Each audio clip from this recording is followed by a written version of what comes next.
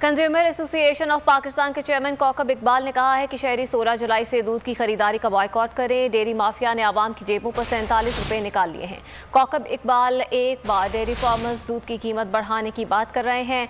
आवाम दूध की खरीदारी का बॉयकॉट करें ताकि कीमत कम हो।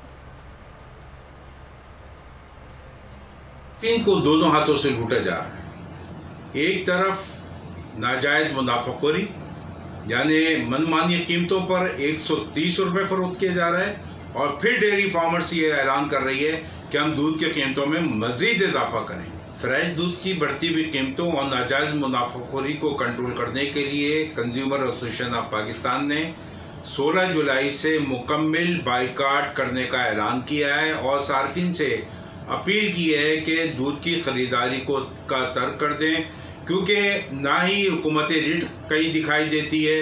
तकरीबन 47 अरब रुपए जो है सार्फिन की जेब से अभी तक निकल चुके हैं। इसलिए तमाम सार्फिन से अपील की जा रही है कि दूध की खरीदारी का मुकम्मल बाइकाट